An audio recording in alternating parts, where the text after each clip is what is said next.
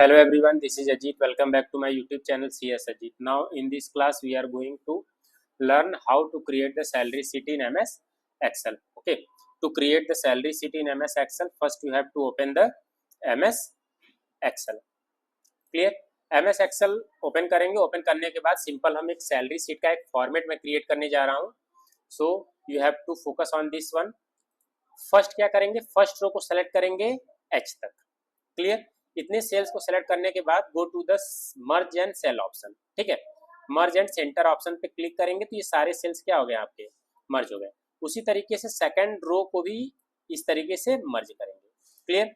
तो फर्स्ट मर्ज करने के बाद जैसे मान लीजिए कि मैं एम्प्लॉय का सैलरी शीट जो मैं क्रिएट करने जा रहा हूँ, वो सब एम्प्लॉय जो वर्क कर रहे हैं वो किसी MNC कंपनी में वर्क कर रहे हैं. ठीक है, जैसे मैं रिलायंस इंडस्ट्रीज को ले रहा हूँ. ठीक है, रिलायंस इंडस्ट्रीज ये आपका एक ऑर्गेनाइजेशन है, एक कंपनी है. ठीक है, तो इस तरीके से सिंपल हम क्या कर रहे हैं, फॉर्मेटिंग कर रहे हैं. फिर यहाँ पे मैं क्या लिखूंगा, employee salary sheet, employee salary sheet, और यहाँ पे मैं लिख दे रहा हूँ मई 2025. क्लियर? तो मैं 2025 का मैं सैलरी शीट में क्रिएट कर रहा हूँ. इसको भी मैं फॉर्मेट कर दे रहा हूँ.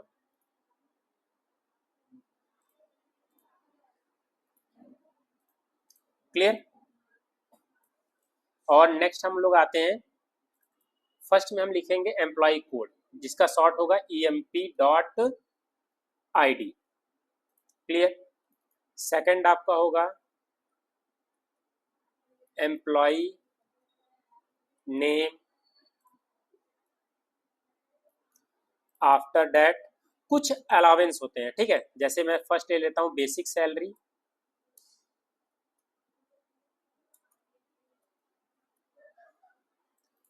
बेसिक सैलरी जो कि कंपनी प्रोवाइड करेगी. उसके बाद कुछ अलावेंस होते हैं जैसे TA, क्या होता है, ट्रैवलिंग अलावेंस. आफ्टर दैट होता है DA. फिर DA के बाद आपका होता है HRA. HRA के बाद होता है आपका ग्रॉस सैलरी जो कि सब कैलकुलेट करने के बाद आता है. ठीक है, सैलरी. आफ्टर दैट नेक्स्ट आपका आता है PF. फिर नेक्स्ट आता है आपका नेट सैलरी, नेट सैलरी. ठीक, थोड़ा एक यहाँ पे मिसिंग हो गया है आपका एम्प्लॉय का डेजिग्नेशन. एम्प्लॉय कोड के साथ होता है एम्प्लॉय का डेजिग्नेशन. तो एक कॉलम इंसर्ट करने के बाद इस तरीके से हम इसको क्रिएट कर सकते हैं.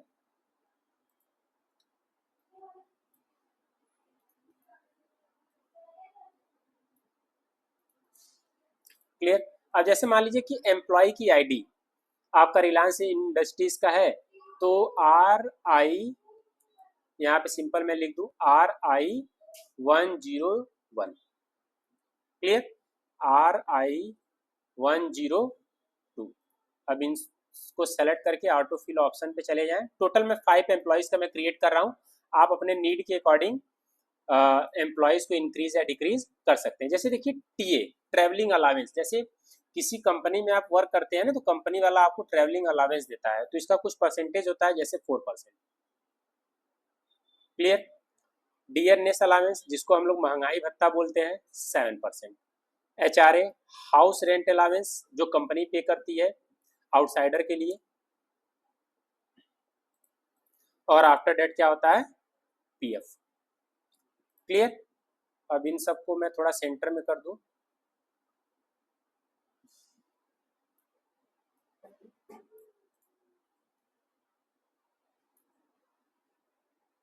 Border, all border.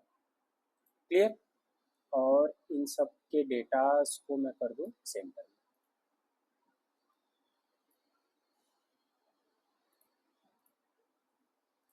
जैसे एम्प्लॉय है तो फर्स्ट एम्प्लॉय का नेम मैं कुछ भी लिख दूं, जैसे मैं अपना ही नाम लिख दे रहा हूं अजीत. सेकंड रोहित. थर्ड खुशी. फोर्थ मनोरमा, फिफ्थ आकृति।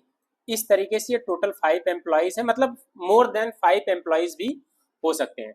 जैसे डिफरेंट डिफरेंट डेजिग्नेशन है, जैसे अजीत अगर देखा जाए तो कंपनी में सबसे टॉप का पोस्ट होता है सीईओ, फिर आफ्टर दैट मैनेजर, फिर उसके बाद एक पोस्ट आता है सुपरवाइजर, सुपरवाइजर SUPER सुपरवाइजर, फिर अकाउंटेंट, आफ्टर दैट क्या आता है क्लर्क। और इसको भी क्या कर ले सेंटर में।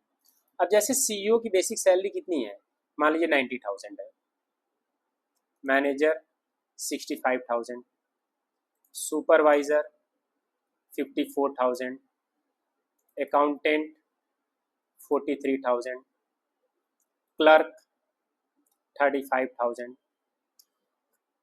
Clerk CLERK clerk. ठीक।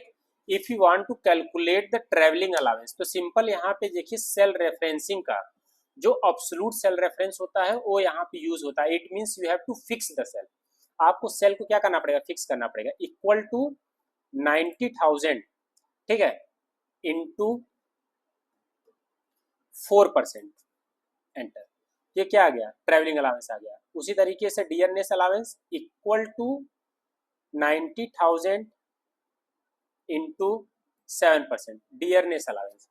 HRA इक्वल टू 90,000 का सेल इंटू 10% HRA।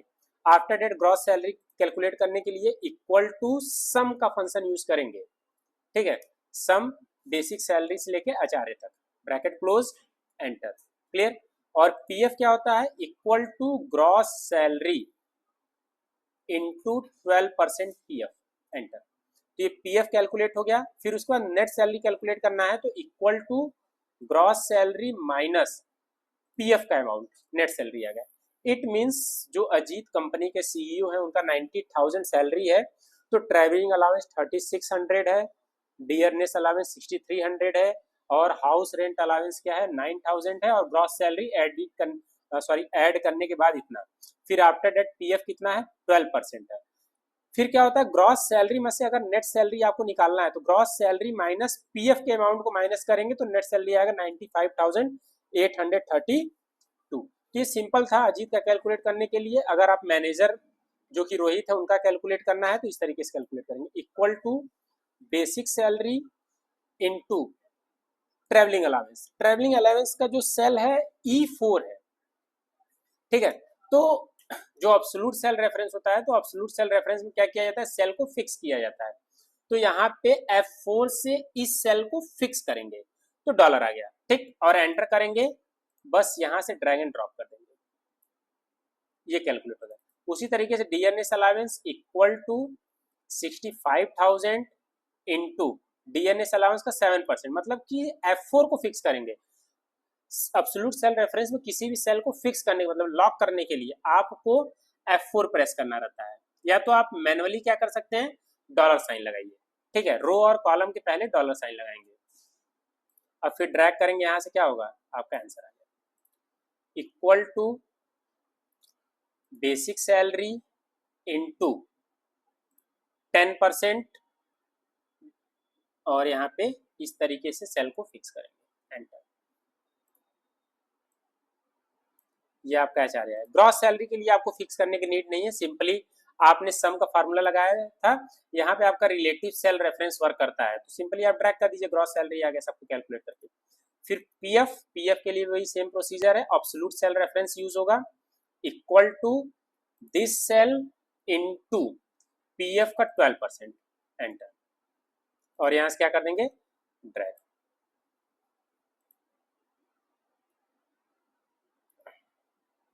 ठीक है, एक second, just wait a minute, equal to this cell into इस सेल को क्या करेंगे हम फिक्स करेंगे, एंटर, ठीक है, और यहाँ से क्या कर देंगे हम ऐसे ड्रैग कर देंगे। तो इस तरीके से पीएफ कैलकुलेट हो जाएगा और नेट सैलरी में बस आपको ड्रैग करने की नीड है क्योंकि यहाँ पे एब्सोल्यूट वर्क करता है। तो इस तरीके से नेट सैलरी निकल गया, ठीक है। आइए सिंपली इसको हम थोड़ा फॉर्मेटिंग कर देते हैं इसका।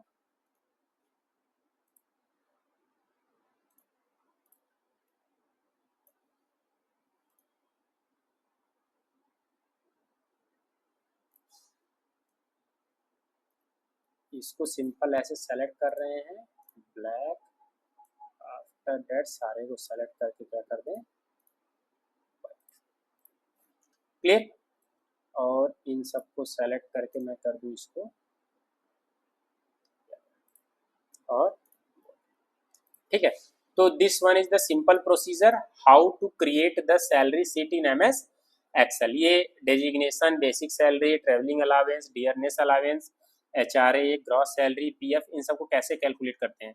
तो इसमें एक आपका ऑब्सोल्यूट सेल रेफरेंस वर्क करता है, ठीक है। जैसे ये 4% है, 4% वाले सेल को अगर लॉक करना है तो आप F4 प्रेस करेंगे, फंक्शन की का जो F4 होता है उसे प्रेस करके लॉक करेंगे, तब जाके आपका सही कैलकुलेट होगा। अगर आप सोचेंगे कि एक बार कैलकुलेट करने के बाद सिंपली ड्रैग कर दें, तो ड्रैग करने के बाद आपका गार्बेज वैल्यू कलेक्ट करेगा, वो आपका एक्चुअल वैल्यू कलेक्ट नहीं हो पाएगा, ठीक है। तो this one is the simple procedure how to create the salary sheet in MS Excel. If you have any doubt, any query in this one, you can kindly pin your comment in the comment section.